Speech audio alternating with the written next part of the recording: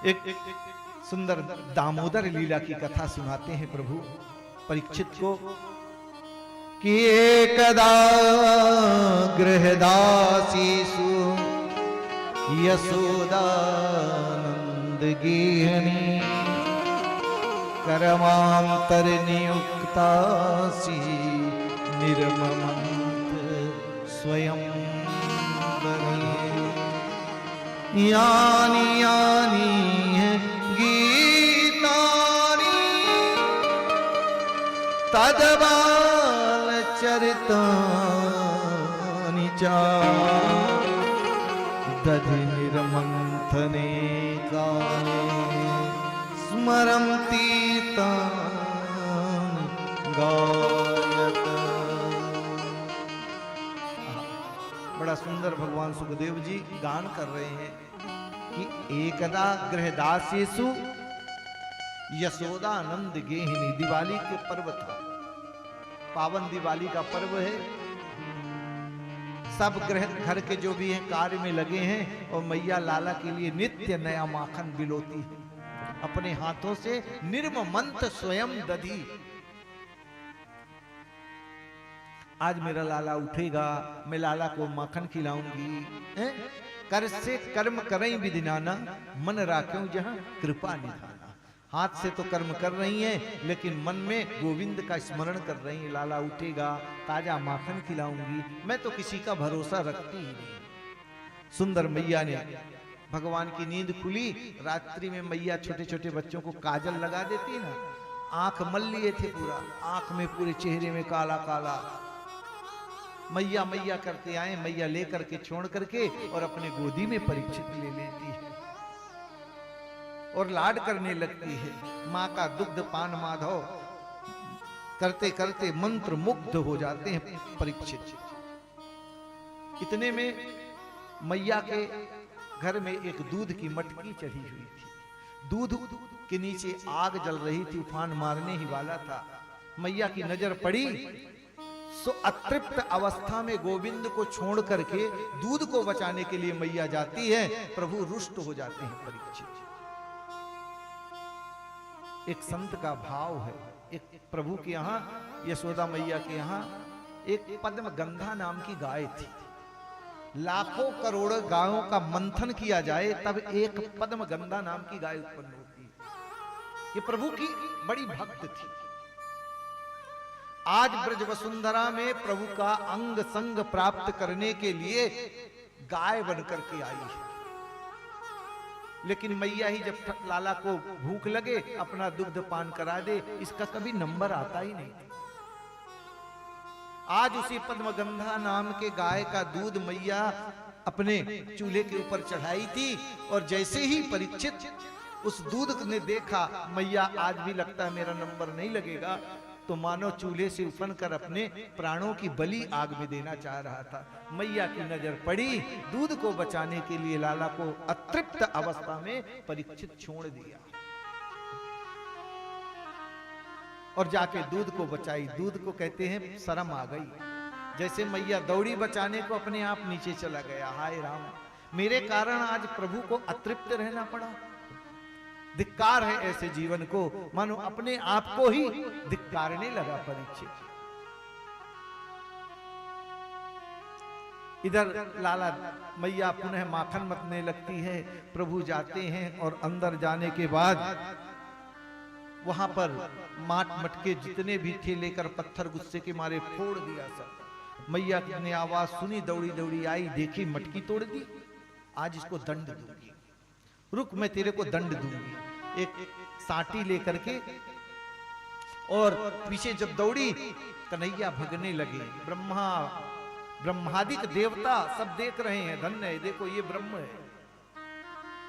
आज जिसके भय से स्वयं काल भी भयाक्रांत रहता है, वो एक सर्वसाधारण मां के डर से भग रहा है, कहीं मार ना पड़े। आज रुक जा कन्हैया, तेरे को दंड दूंगी। परीक्षित धूप थी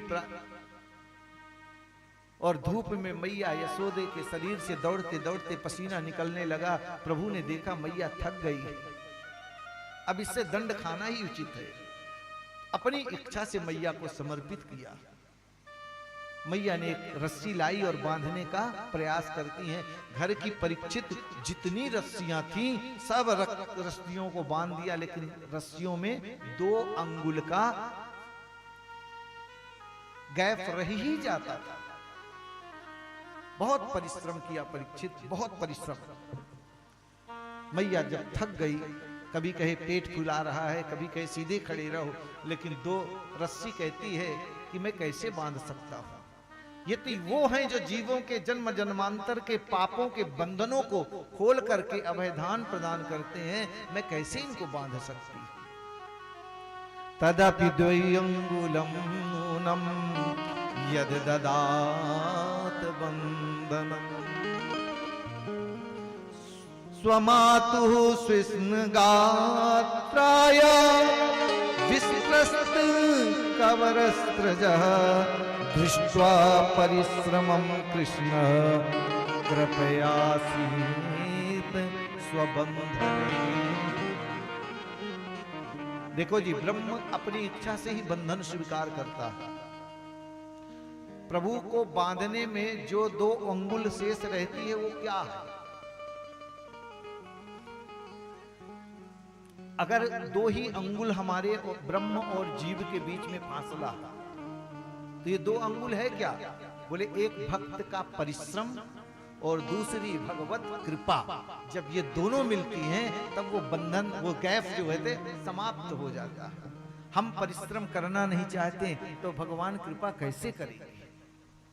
जब हमारा परिश्रम प्रभु देखते हैं तो कृपा करके और माता यशोदा की तरह 2 अंगुल जो रस्सियों का गैप था वो समाप्त किया है और स्वयं इच्छा से अपने उस बंधन को स्वीकार किया। परीक्षित मैया काम पे लग जाती है, कूखल में बांध देती है। बाबा के द्वार पे 2 वृक्ष हैं। ये परम पावन दामोदर लीला है। नल कुंवर इनके द्वार पे जो 2 वृक्ष हैं, आज प्रभु ने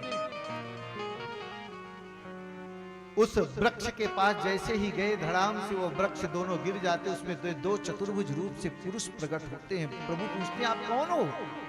परिचय देता है, मैं नल कुंवर और मणिग्रीव कुबेर का पुत्र हूं। हम अपने जवानी के पद के प्रतिष्ठा के कारण मदांध हो गए थे, इसी कारण नारद जी के श्राप से हम वृक्ष हो गए थे। आज भगवत कृपा से आपके दर्शन हुए हैं। स्तुति करते हैं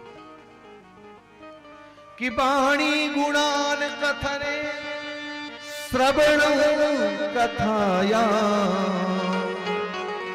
हस्तौ च कर्म सुमन तव पादयोर्नः स्मृत्यां शिरस तव निवास जग प्रणामे दृष्टि सतां दर्शने स्तु भवतनुना। बड़ी सुंदर स्तुति की है। उस नल कुंवर और मणिग्रीव ये कुबेर के पुत्र थे।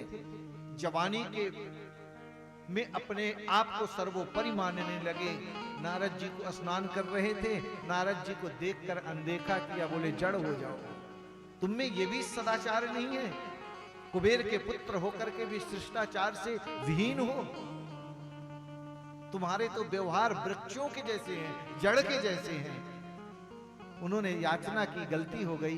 बोले ऐसी ही गलती करते रहना, द्वापर में नंद और यशोदा के द्वार पर रहोगे वृक्ष, लेकिन प्रभु जब आएंगे उसी समय तुम्हारा श्राप पूर्ण हो जाएगा, पुनः तुम कुबेर को प्राप्त कर लेंगे।